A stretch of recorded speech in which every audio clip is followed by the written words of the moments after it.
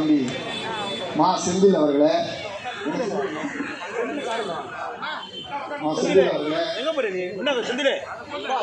முன்னிலை வைத்திருக்கக்கூடிய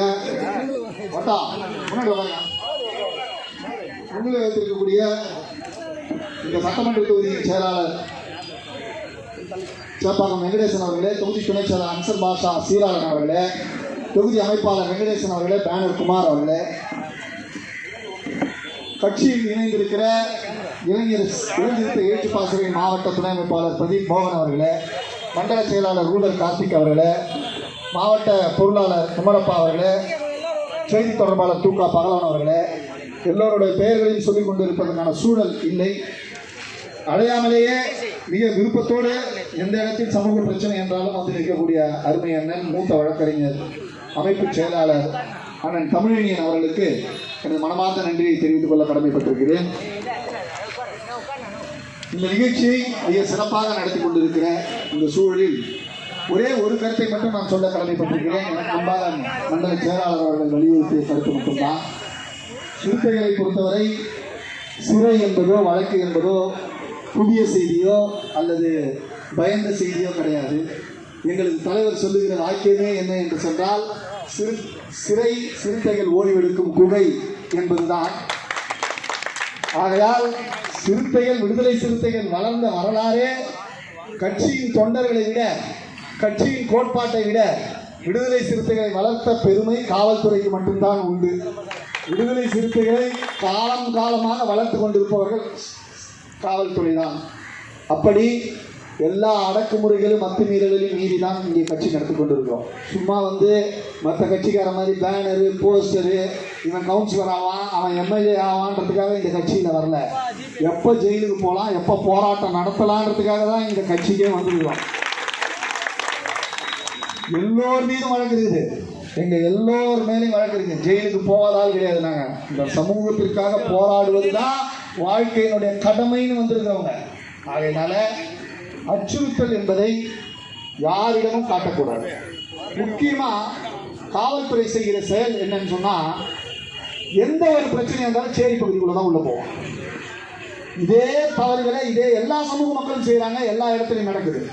நான் தவறு செய்பவர்களை விசாரிக்கக்கூடாதுன்னு சொல்ல மாட்டேன், வழக்கு போடக்கூடாதுன்னு சொல்ல மாட்டேன். ஆனால் நடத்துகிற விதம் இருக்கு பாருங்க, மனுஷனாக கூட நடத்தக்கூடாதுன்ற மனநிலையோடு வேலை செய்வோம். ஒருத்தரை கைது பண்ணோம்னா வீட்டில் இருக்கிற எல்லாரையும் கைது பண்ணி அரெஸ்ட் பண்ணி போவோம். ஏன் இதே மாதிரி போலீஸ் காரத்தில் இருக்கிறவங்க அரெஸ்ட் பண்ணுவியா? வீட்டில் இருக்கிற புருஷன் தப்பு பண்ண கொண்டாடியத்துக்கு ஜெயிலில் போடுவியா? பிள்ளையத்துக்கு ஜெயிலில் போடுவியா? ஆனால் இங்கே மட்டும் செய்கிற. ஏன் செய்கிற? கேட்கறதுக்கு ஆள் இல்லை, எவனும் கேட்க மாட்டான். போய் ஸ்டேஷன் வாசலில் கெஞ்சுவான், அழுவான். அந்த பொம்பளைங்கெல்லாம் போய் அழுவான். அவர் வந்து இவர் வெளில ஒரு பிசி வருவார், வந்துட்டு ஏய் ஏன் இங்கே அழுதுங்க பா அப்படின்னாரு. அவரே ஒரு பிசி, அவர் வந்து அப்படி பேசுவார். பெரிய ஐபிஎஸ் ஆஃபீஸர் கூட அப்படி பேச மாட்டான்.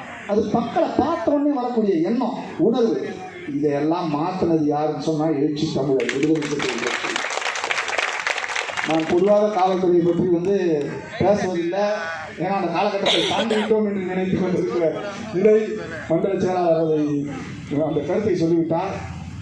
தம்பி பிரதீப் மோகன் அவர்களை பொறுத்தவரை எனக்கு அவரை பல ஆண்டுகளாக தெரியும், அது பல பேருக்கு தெரியாது.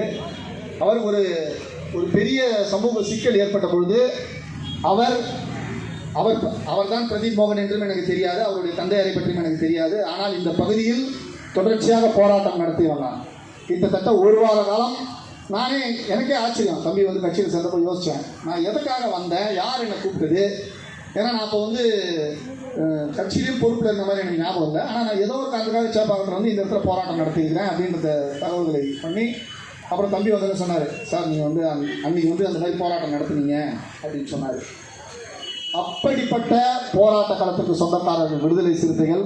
அந்த சிறுத்தையில் ஒரு இளஞ்சிறுத்தையாக மக்கள் பணியில் ஈடுபட வேண்டும் என்பதற்காக தன்னோடு பல சிறுத்தைகளை இணைத்து கொண்டு செயல்பட்டு கொண்டிருக்கிற தம்பி பிரதீப் மோகன் அவர்களை வாழ்த்த கடமைப்பட்டிருக்கிறேன்.